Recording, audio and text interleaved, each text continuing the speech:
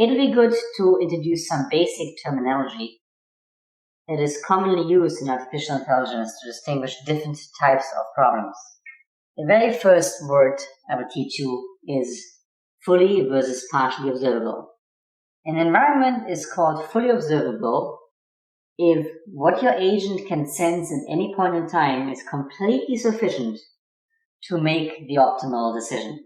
So, for example, in many card games, where all the cards are on the table, the momentary sight of all those cards is really sufficient to make the optimal choice.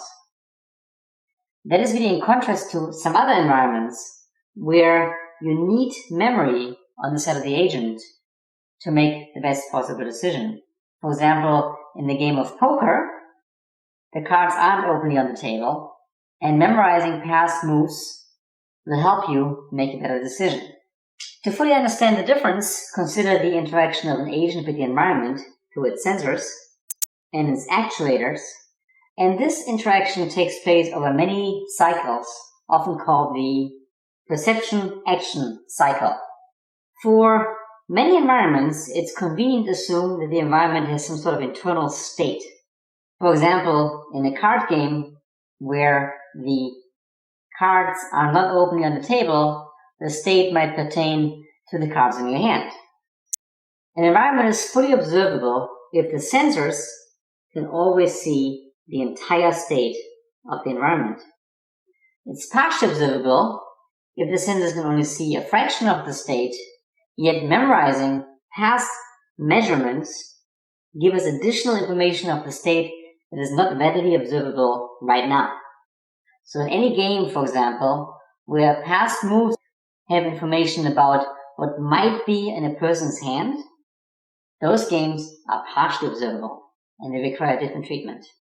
Very often, agents that deal with partially observed environments need to acquire internal memory to understand what the state of the environment is, and we'll talk extensively when we talk about hidden Markov models about how to structure such internal memory.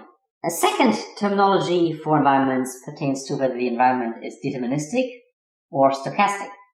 Deterministic environment is one where your agent's actions uniquely determine the outcome. So, for example, in chess, there's really no randomness when you move a piece. The effect of moving a piece is completely predetermined, and no matter where and when you move the same piece, the outcome is the same. That we call deterministic. Games with dice, for example, like backgammon, are stochastic. While you can still deterministically move your pieces, the outcome of an action also involves throwing of the dice, and you can't predict those. There's a certain amount of randomness involved in the outcome of dice, and therefore we call this stochastic. Let me talk about discrete versus continuous. A discrete environment is one where you have finitely many action choices and finitely many things you can sense. So, for example, in chess again, there's finitely many board positions and finitely many things you can do.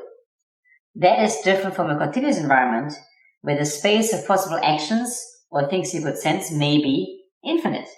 So, for example, if you throw darts, there's infinitely many ways to angle the darts and to accelerate them. Finally, we distinguish benign versus adversarial environments. In benign environments, the environment might be random, it might be stochastic, but it has no objective on its own that would contradict the own objective. So, for example, weather is benign. It might be random, it might affect the outcome of your actions, but it isn't really out there to get you. Contrast this with adversarial environments, such as many games, like chess, where your opponent really is out there to get you. It turns out it's much harder to find good actions in adversarial environments, where the opponent actively observes you and counteracts what you're trying to achieve, relative to benign environment, where the environment might merely be stochastic, but isn't really interested in making your life worse. So let's see to what extent these expressions make sense to you by going to our next quiz. So here are the four concepts again. Partially observable versus fully, stochastic versus deterministic, continuous versus discrete, adversarial versus benign. And let me ask you about the game of checkers. Check one or all of those attributes that apply. So if you think checkers is partial observable, check this one, otherwise just don't check it. If you think it's stochastic, check this one. Continuous, check this one. Adversarial, check this one. If you don't know about checkers, you can check the web and Google it to find out more information about checkers. So checkers is an interesting game. Here's the typical board of a game of checkers.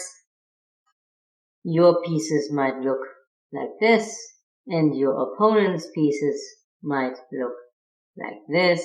And apart from some very cryptic rules in checkers, which I already discussed here, the board basically tells you everything there is to know about checkers, so it's clearly fully observable. It is deterministic because your move and your opponent's move very clearly affect the state of the board in ways that have absolutely no stochasticity.